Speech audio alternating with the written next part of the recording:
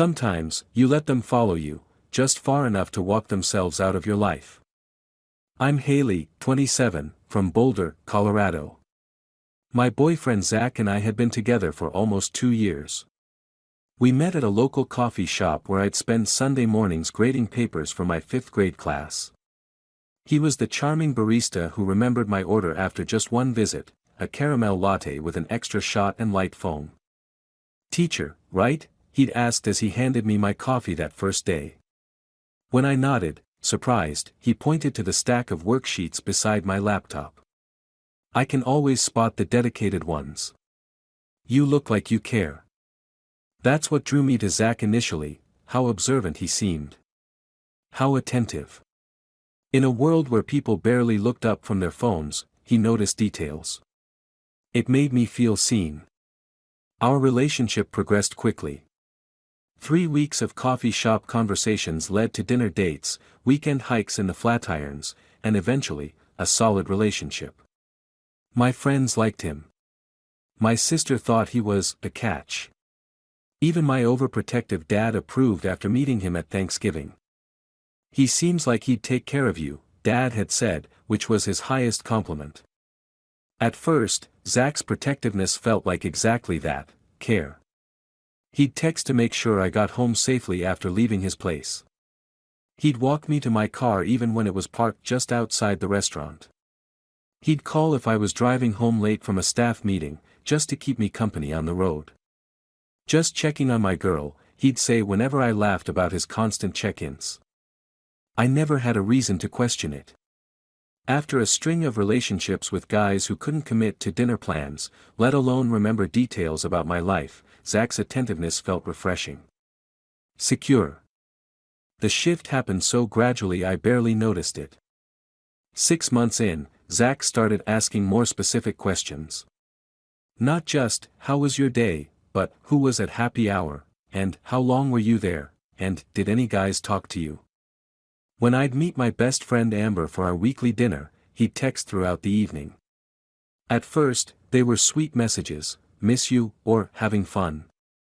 But they evolved into, "Where exactly are you now?" and "What time will you be home?" I brushed it off. Told myself he just missed me. That I was lucky to have someone who cared so much about my whereabouts. Then came the unexpected drop-ins. I was having lunch with a coworker, discussing curriculum changes, when Zach appeared at our table, all smiles. "Thought I'd surprise you," he said, sliding into the booth beside me. "You mentioned you were meeting Ryan here, so I figured I'd join." I hadn't told him which restaurant. I'd only mentioned having lunch with Ryan to discuss work. When I asked how he knew where we were, he shrugged. "You must have mentioned it." But I hadn't. A month later, my phone started dying faster than usual. Sometimes it would shut off even when the battery indicator showed 30%. Zach offered to clean up my storage since he was good with technology. I handed it over without a second thought. He returned it an hour later. "All fixed," he said. Deleted some bloatware that was running in the background. The battery life improved, and I forgot about it. Until that night with Amber. We were at Indigo, our favorite cocktail bar downtown, celebrating her promotion. I'd texted Zach earlier to let him know I'd be out late. Around 10 p.m., my phone died suddenly, completely dead, wouldn't turn back on. It was annoying but not alarming. Amber and I continued our celebration, and she drove me home around midnight. The moment we pulled into my apartment complex, I saw him. Zach was sitting on the steps leading to my second-floor unit, his face illuminated by his phone screen. When he looked up and saw us, his expression shifted from worry to something else, something harder. "Thank God," he said, rushing over. "I've been calling for hours. I thought something happened to you." Amber gave me a look before saying goodnight. As she drove away, Zach followed me upstairs, his questions starting before I even unlocked my door. "You said you were at Indigo. Why didn't you answer?" "I called 8 times, Haley. 8 times. My phone died," I explained, showing him the dead device. I couldn't call you back. For 2 hours. Your phone was off for 2 hours. The way he said it, like I'd committed some grievous offense, made me pause. How do you know exactly when my phone died? He hesitated, just for a second. I don't. I just know when you stopped answering. So you came to my apartment? Without calling first. I was worried, he insisted, his voice softening as he pulled me into a hug. You know how dangerous it can be for women out alone at night. I just wanted to make sure you were okay. I nodded against his shoulder, but something felt off. How had he known exactly how long my phone had been dead? Why did he look angry rather than relieved when he first saw me? The next morning, I woke up early while Zach was still asleep. I grabbed my phone, now charged, and began scrolling through my apps. Nothing seemed unusual, but I couldn't shake the feeling that something wasn't right. Opening my settings, I went through each app, looking for anything unfamiliar. In my battery usage section, I noticed an app called Battery Optimizer Pro that I didn't remember downloading. It showed significant battery usage despite having no icon on my home screen. When I tried to open it from the settings menu, it required a password. A cold feeling settled in my stomach. Later that day, while teaching my class, I borrowed my teaching assistant's laptop during lunch and searched for hidden tracking apps disguised as battery optimizers. The results made my hands shake. There were dozens of apps designed to track someone's location, read their messages, and monitor their calls, all while disguised as innocent utility apps. Most required physical access to the phone to install. I thought of Zach fixing my storage issues. That evening, I made an excuse about having to stay late at school for parent conferences.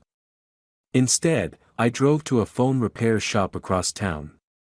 Yeah, it's spyware, the technician confirmed after examining my phone. High-end stuff too. Whoever installed it can see your location in real time, read your messages, even activate your microphone remotely. He showed me the evidence: unauthorized location permissions, background data usage, hidden files. How long has it been there? I asked, my voice barely above a whisper. He checked the installation date. About 4 months. 4 months. Zach had been monitoring my every move for 4 months. The technician looked up, concern evident in his eyes. Do you want me to remove it? I almost said yes, but then stopped. Not yet, I replied, an idea forming. Can you tell me exactly what information the app collects and how accurate the location tracking is? Over the next week, I gathered information. I learned that the app updated my location every 2 minutes. It had recorded every conversation, every text message, every place I'd been since Zach installed it. It had been running in the background of my life for months while I remained oblivious. Zach's behavior made sense now, his uncanny ability to know where I'd been, the coincidental run-ins, the detailed questions about my evenings out. He wasn't protective, he was controlling. He wasn't concerned, he was obsessed. I needed to end things, but I was afraid. Not just of his reaction, but of what he might do with the information he'd gathered. Did he have screenshots? Recordings? How deep did this invasion go? I needed help, professional help. On Friday morning, I told Zach I had a mandatory team dinner downtown that evening. School year wrap-up, I explained.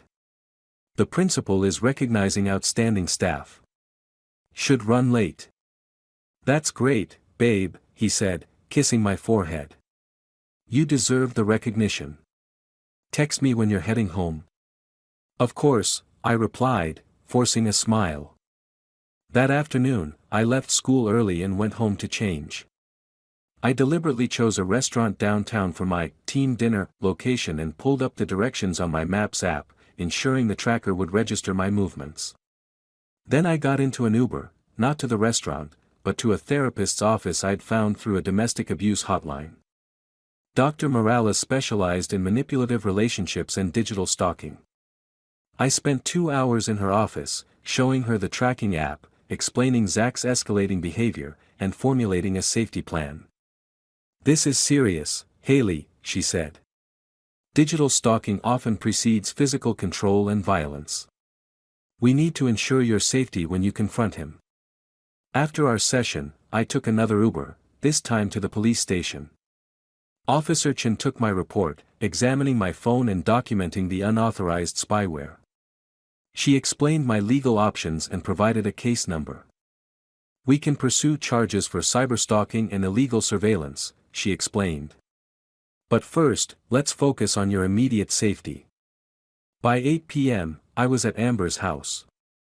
I'd texted her earlier that day, explaining everything in a message sent from the library computer, not my compromised phone. She was waiting with her husband Drew when I arrived. "You're staying here until this is resolved," she insisted, showing me to their guest room. "Drew installed extra security cameras today, just in case." I'd barely settled in when my phone buzzed with a text from Zach. "How's the dinner going?" I replied casually, "Good. Just finishing up dessert. Should be home in an hour." 20 minutes later, headlights swept across Amber's living room windows. A car door slammed. Then pounding on the front door. "Haley. I know you're in there. Open the door." Amber grabbed my hand as Drew moved toward the door. Through the security camera feed on their TV, we could see Zach on the porch, face contorted with anger. "Don't open it," I whispered, though I knew that was exactly what needed to happen. This confrontation was inevitable. Drew opened the door but blocked the entrance. "Zach, it's late. This isn't appropriate." "Where is she?" Zach demanded, trying to look past Drew. "Haley. Come out here. We need to talk." "She doesn't want to talk to you right now," Drew said firmly. "That's not your decision," Zach snapped. "Haley. I know you're there. Your location shows you're here. You lied about the dinner. What are you hiding?" The words hung in the air. He'd just admitted to tracking me, not realizing he was incriminating himself. I stepped forward, Amber at my side. "That's exactly what I wanted to hear," I said, my voice steadier than I expected. Zach's expression shifted from anger to confusion. "What are you talking about?" I pulled out a folder from my bag and handed him the printed police report, complete with the case number and Officer Chen's contact information. "Since you love knowing where I go, here's everywhere I went tonight. The therapist specializing in obsessive partners. The police station where I reported the illegal spyware you installed on my phone. And now here, with witnesses who just heard you admit to tracking me." His face drained of color as he scanned the document. "Haley, you don't understand. I was just worried about." "Save it," I interrupted. "The app records audio too. Did you know that? Every excuse, every lie you told me about coincidentally showing up places, it's all recorded. On my phone and now backed up to a secure server." This wasn't entirely true, I had no recordings, but the possibility clearly terrified him. "You're making a huge mistake," he said, his voice dropping to a threatening whisper. "We're good together. You know we are." "No, we're not," I replied. "We never were. Not once you decided that trust wasn't part of the relationship." I stepped back inside. "Don't call me. Don't text me. Don't come to my home or my school. The police have been notified, and Amber and Drew are witnesses to this conversation. It's over, Zach." Drew shut the door as Zach stood there, stunned. Through the security feed, we watched him return to his car, sit motionless for several minutes, then finally drive away. That night, I slept better than I had in months. The next day, I went with Officer Chen to get a temporary restraining order. I changed my phone number, email passwords, and social media accounts. The technician removed the spyware completely and helped me secure my digital presence. In the weeks that followed, I'd occasionally catch glimpses of familiar cars driving slowly past my school. Twice, I received hang-up calls from blocked numbers. But as the restraining order remained in effect and as Zach realized I had documented everything, these incidents gradually stopped. 6 months later, I was having coffee with Amber when she asked if I ever regretted how I handled things. No, I said honestly. I needed him to know that I was 10 steps ahead at the end. That I let him follow me to exactly where I wanted him to go. To walk himself out of your life, she finished. I nodded, watching people pass by the coffee shop window, each absorbed in their own stories. Sometimes the only way out is through. I let him follow me just far enough to seal his own fate. What Zach never understood was that true care doesn't require surveillance. Real love doesn't demand constant location updates. And real protection doesn't feel like a prison. Sometimes I wonder if he's tracking someone new, if he learned his lesson or simply got better at hiding his control. I hope not. But I know now what to look for, and I know I'm stronger than I ever gave myself credit for. Sometimes, letting them follow you is the surest way to freedom.